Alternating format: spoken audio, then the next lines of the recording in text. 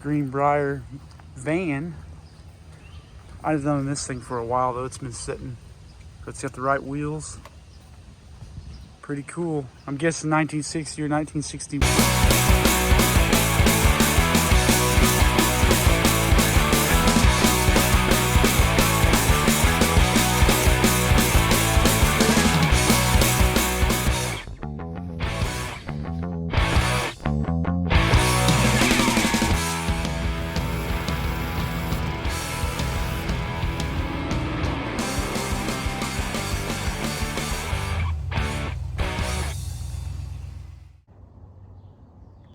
Good morning, guys. So we got the weekend stuff over with.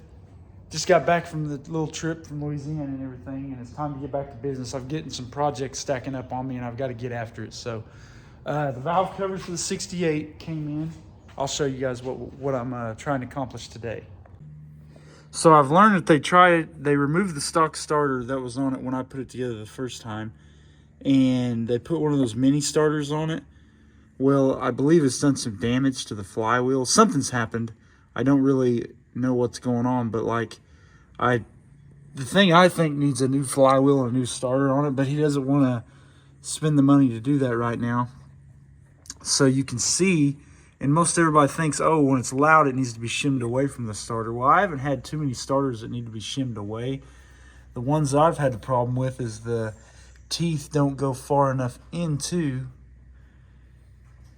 the flywheel. So what the problem is you can see it's catching just on the very edge.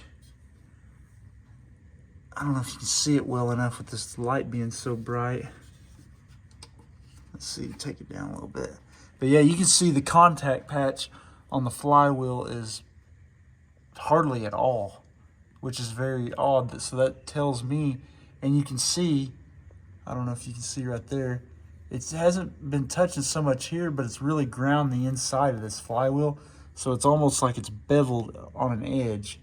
So, and actually, oh my God, I can see it from here. Look at that. Yeah, this flywheel's toast. So yeah, it's actually, the very inside of it has been ground down and it's an uneven plane. So yeah, the flywheel's no good in this truck. But the problem is it's going to do exactly like what the Blazer did. And it's going to, the teeth are going to end up stacking on top of each other, and it'll either break the nose cone or it can break the block. But I've got a little trick. You know, it takes a little bit of time, but I'll show you. So what you can do on these starters, just as a get by, they've got a lot of extra meat on this mounting surface.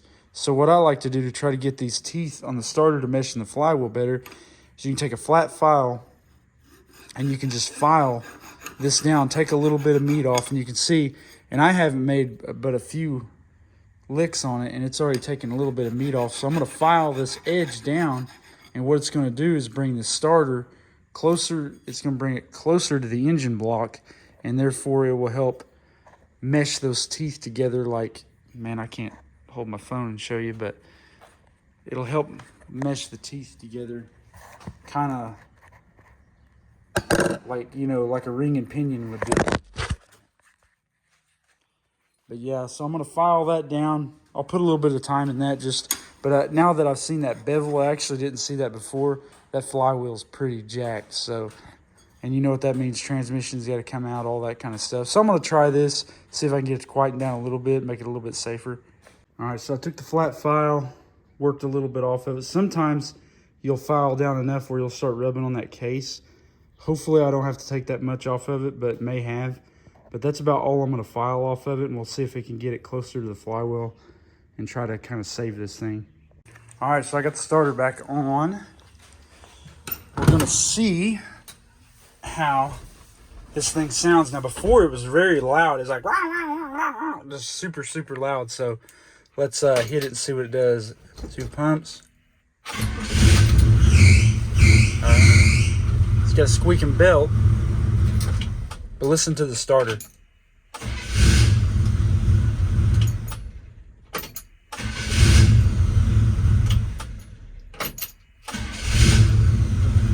That's what it's supposed to sound like, so I think that'll get by. Like I said, I still think it'll need a new flywheel eventually, but yeah, I think that'll definitely get him by. So I'm gonna put the dust cover back on.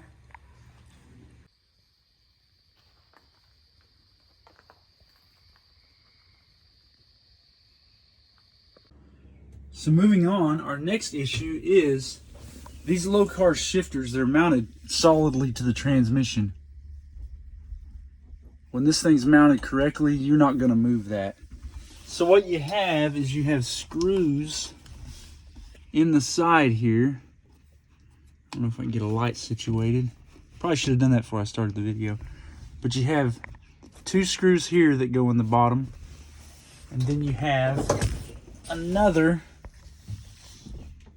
that goes down here. You can actually see those.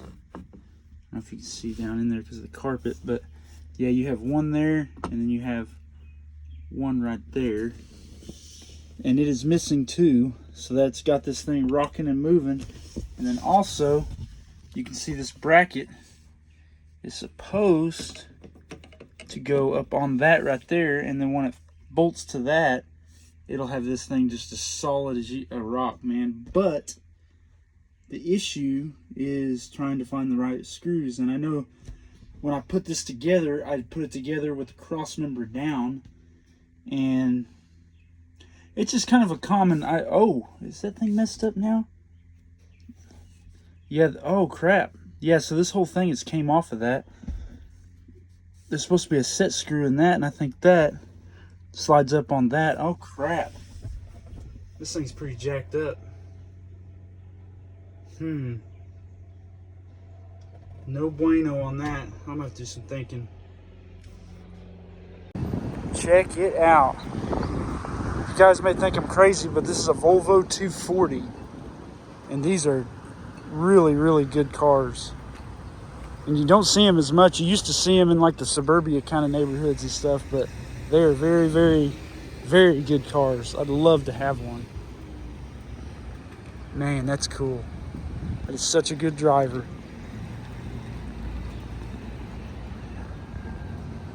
$240D. Damn. What's up, guys?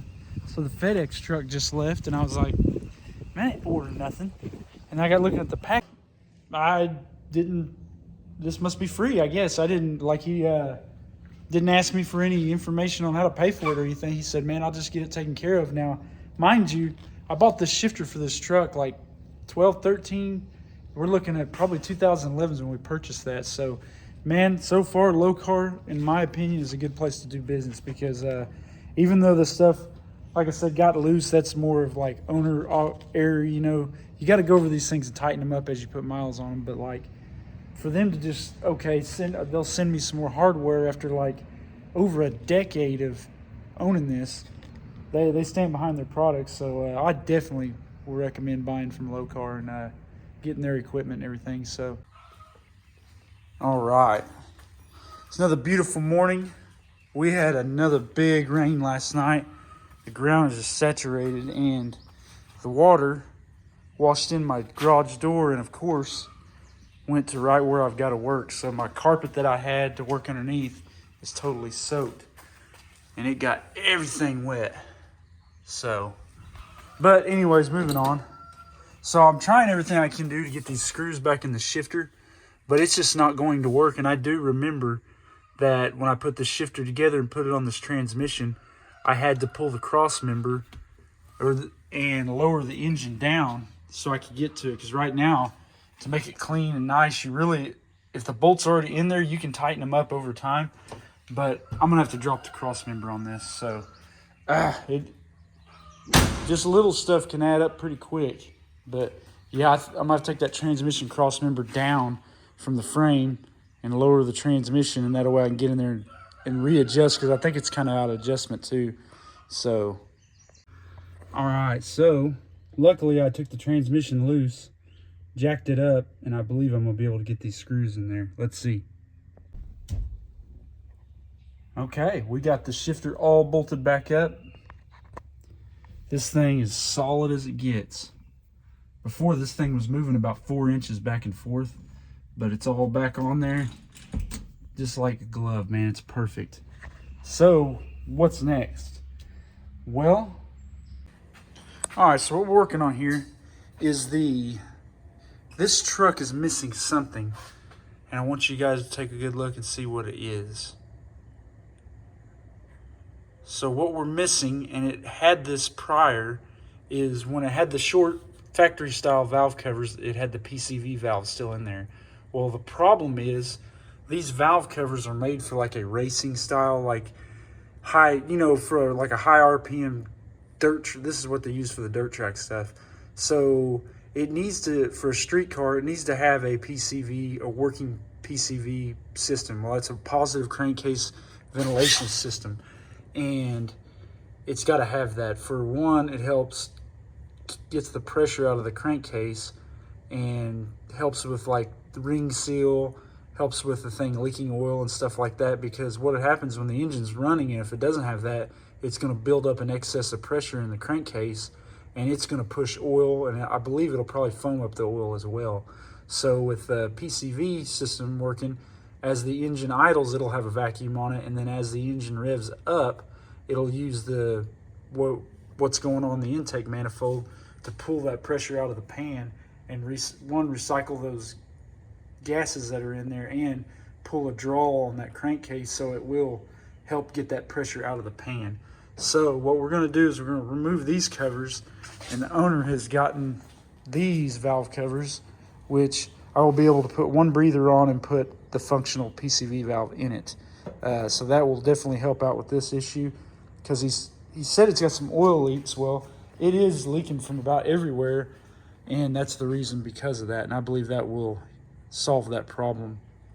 But I'm waiting on the screws to come in from low car for that shifter, and I'm going to put a set of plugs in it. He wants to change the power steering pump because it's got this dent in it. I'm going to see if I have time to do that, because I've got a few things stacking up on me, and we may have to reschedule that, but I'll try to get it changed. But so far the flywheel issue's fixed for now. But yeah, there's really not a whole lot here to do, and I'm hoping I can get this knocked out in the next day or two and get it back to the owner. And so yeah, we got to go pick up some valve cover gaskets, the PCV valve. I'm trying to think if there's a few other things I might need. I got to get some fluids and stuff for the Camaro, so I'm going to go pick that stuff up. Try to just get a little parts run handled here. So this is a 4-wheel drive international travel haul. Needs a little work, but it's a 4x4. They have problems, but it looks pretty solid. It's not too shabby. But yeah, looking good, looking good. The valve covers are on. Like I said, I only started it just for a little bit. But yeah, it needs to be driven, so I'll do the spark plugs. I'll try to get this pump swapped. Sometimes those pulleys are a bear to get off, and that's why I'm really hesitant. It's like, I don't like changing something that's not bad, and especially for a little ding right there. So, I don't know. I'm going to go ahead and give it a go. Like I said, hopefully I can get that pulley off there, because sometimes that's pretty tough. But, yeah, all in all, things sounds pretty good. I'm pretty happy with it.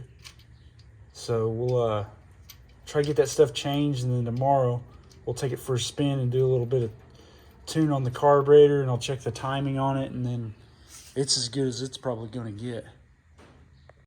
So are you ever messing with a small block Chevy and you have headers and all that stuff on it, or any engine, Ford, Chevy, Dodge, whatever, and you can't get your fingers in there to the spark plug and all that stuff? So what you can do is you can take a spark plug, put a hose, of course. So you just find a piece of vacuum hose and you stick it on the end, and you can take and you can twist and turn this thing without getting your fingers in there. So you can see I've got the hose right there sticking out, and it's going on the spark plug back there. So all you got to do is take and just twist that like so. It's rubbing on the header tube. Just a second. and boom. There it is. Easy peasy. So I've got the spark plugs on this truck changed. And I noticed when I first moved it in the garage and let it run, like I said, I didn't let it run very long until I could figure out what I was going to do about that starter issue. But I could smell it was a little rich. So on these particular setups like this, so this engine, like I said, this is like a 370 horse engine. I believe it's like 9/8 to 1, so it's a mild combination. So when I first put this together, I put a 1406 on it, 600 CFM carburetor.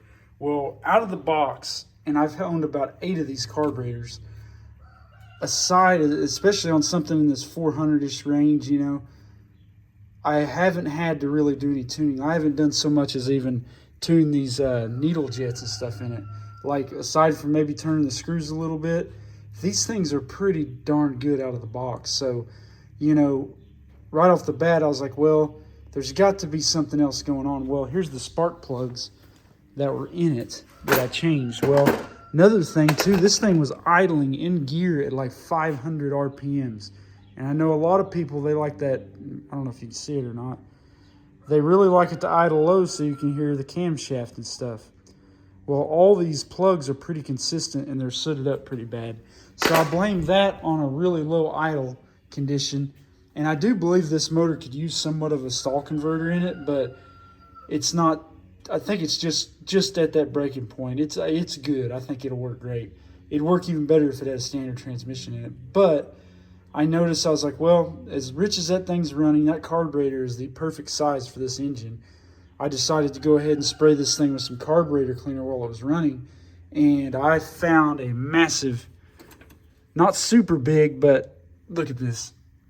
So on this booster, they've put this clamp, and it's just got a little slip-on fitting back there, and it really needs to have the correct fitting hose and probably like a barbed style fitting to go on it. So I'm going to try to change this hose and get it to change. And this clamp isn't proper for it either. It's probably just what, in a pinch, what you had to work with. So I'll probably cut that off. And this is a very soft hose too, so it needs to be a little bit more rigid than that. But I capped that off, and already the smell has changed. And I took a few degrees timing out of it because it was trying to hard start. But I'll show you guys what it sounds like. And like I said, the real richness smell has went away. So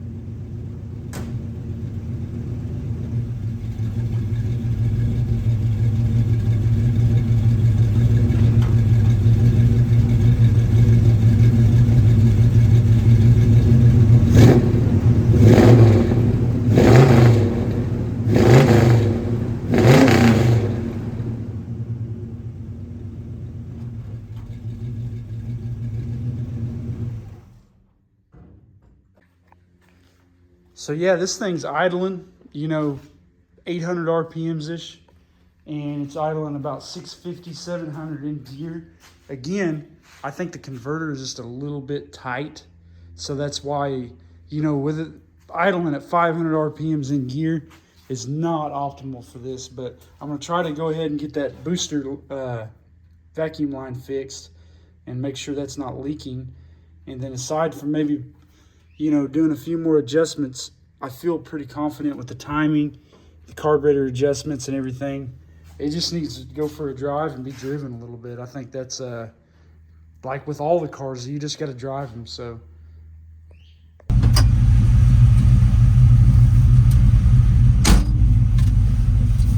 alright guys, so what do we have here? We have a 1968 Chevrolet pickup with a seatbelt that's stuck inside of itself. What the hell? Well, I can't get that out. I'm not going to mess with it right now. like it's been tucked down in the seat. I don't know what's up with that. I don't want to tear the seat. So I feel like the idle's still a little low for my liking. Got this tree right here.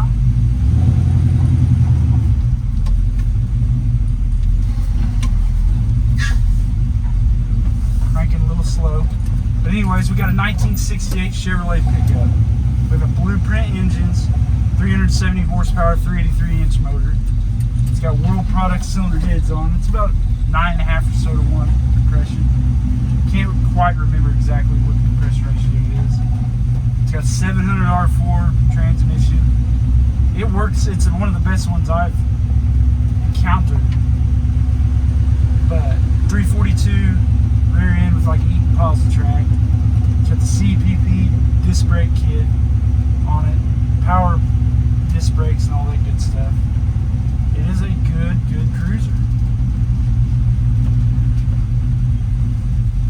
Very good cruiser. We'll let the mail lady scoot on down the road. I think I have got the last mailbox on this road. But we'll get that going and we'll take this thing for a little cruise. I forgot about the dirt road they go down. But anyways.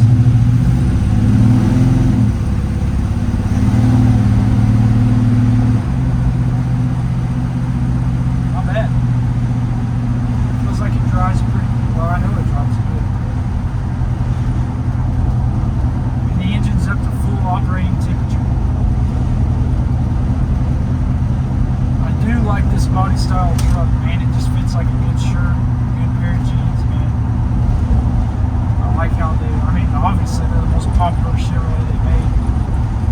But yeah, it's cool, man. I like it. Just like good. Yeah, so far so good. Yeah, this would be killer with no stick shift in it. It feels like it'd probably have a lot better road manners too. Yeah, I definitely can feel I need to hook that booster back up, but I think we've got this kind of lined out a little bit.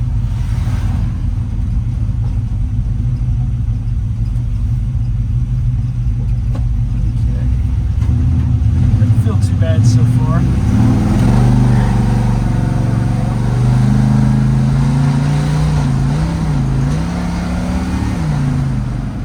can still feel it detonating a little bit, but I don't know what fuel is in it. You could have 87.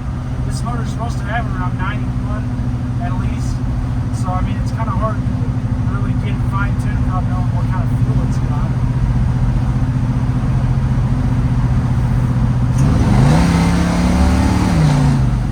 It's pretty good. It is detonating pretty bad though. I'll probably have to go ahead and put the timing light on and see how much total time is in this. Because I've taken about, I don't know, like I said, I haven't put the light on it, but I've moved the distributor back a little bit.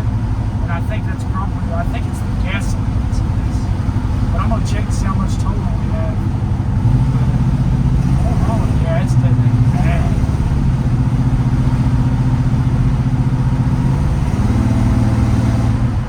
Yeah, it's definitely really bad. I can't imagine it needing less time. I would probably lean into having 87 octane gas in it. But yeah, so far, so good. It's not bad at all. The truck handles the road good. Not bad.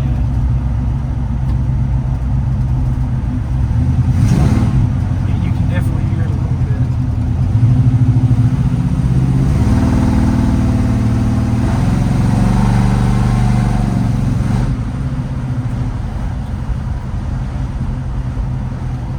This light sure is high. He was almost crossing the road this morning.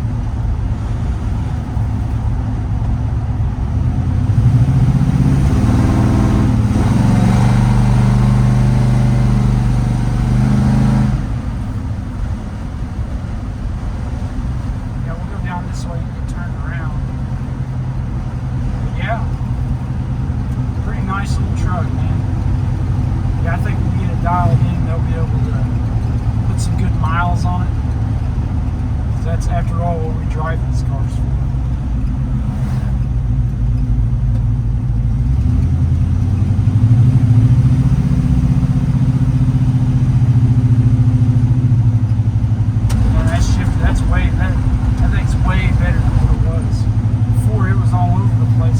surprised it didn't get hung up while it was in gear and couldn't get it apart. But thank you, Low Car, for sending those screws and stuff. That really helped out a lot. So yeah, so far so good on this drive. Like I said, I don't know what fuel's in it, so it's really hard for me to tell, but this motor should like around 31, 32 degrees of total timing. Should all be at about 2800, I would say. Yeah, it's deadly. Yeah. That seems to be more.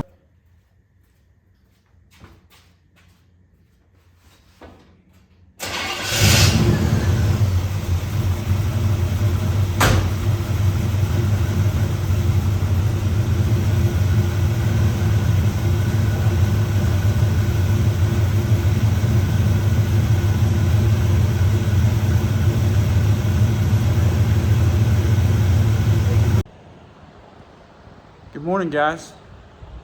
So I got kind of ahead of myself this morning. I'm starting on the last thing I have to do to this truck before I get going, but in the morning I get up and I work on my editing and my reels and all that kind of stuff, and like I was ready to get out of the house and get after it, and I kind of already got tore into it, and I was like, oh, I should have been videoing this. So that happens a lot, man, because that stuff, man, give it a like, give it a subscribe, because this stuff's kind of easy. It's all your internet stuff and your Instagrams, your TikTok and your YouTube and all your editing. It takes a lot of time, and for somebody like me that I really don't want to mess with that stuff. I'm not into all that media stuff, and then I just want to work. I just want to be outside and I want to work. So like to have a couple hours just sit there and go through that stuff is like, I just want to get outside. So, but what I'm working on right now is and it's humid, man. We've had all that rain, and it's even got my lenses on my camera, my phone here just foggy and everything, but I'll show you what I'm working on. So on this pickup, it's got power steering and stuff, you know. Well, we needed to change the pump, not because there's anything wrong with it, is because the owner doesn't like this case having these dents in it. So got a new pump here, and we're going to try to pull that pulley off that pump and press it on here. Now, I will say in the past, I've had trouble getting those pulleys off, and so much so that I've just went and got a junkyard one that had a pulley on and put it on there, because it's not that easy to do. So I've got the tool here, and there's a few things I got to take out of it and everything. I got to take all this stuff out of it and put in that one. But the first thing, I'm going to make sure I can get the pulley off first.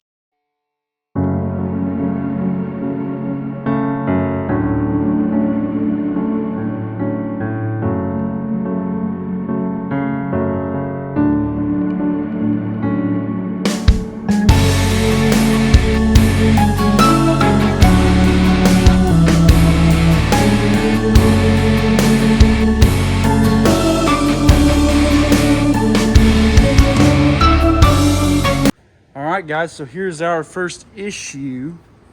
Is for this bracket, we got a post right here that's in this side.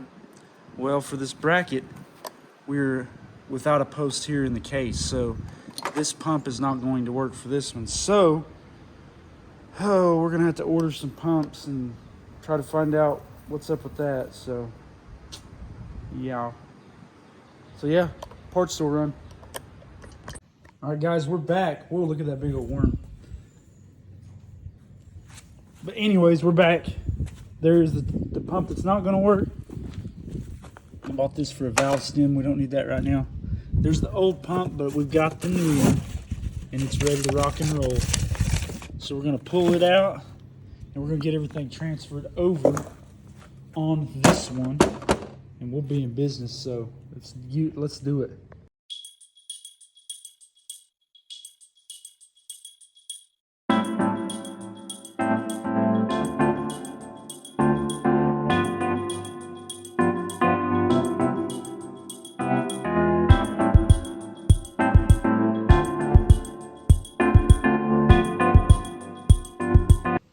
All right, so we're all back in business. Our bracket's on, our pulley's installed, everything is in it. It keeps showing there's an O-ring, but that is like I can't think of the name of the fitting. There's no O-ring in this.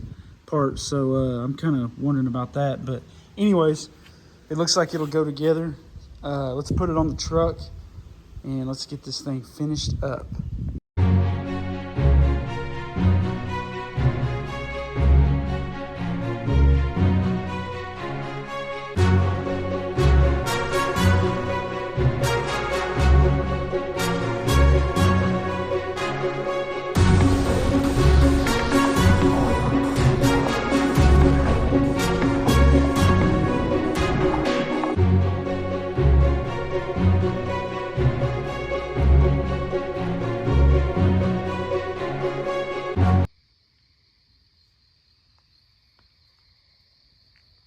So yesterday we put the power steering pump on it, got all that stuff changed and lined out. Well, when I started and I noticed on the adjustment of the pump that we are out of slack and it squeals like crazy. And it's tight, that just means the belt's old and we're pretty much out of adjustment. So I want to go down to O'Reilly's and I want to put a new belt on it.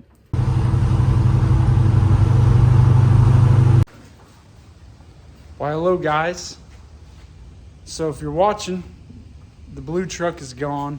They took it home, got everything fixed up on it, runs great, fixed all the little things that needed to be done with it, and they're now enjoying it. Now I did get some pictures. They had a little mishap with it where they turned too sharp and kind of drug the side of the bed down another car and put some scratches on it. So I think they're in the process of getting that fixed right now, but all in all, it's running good.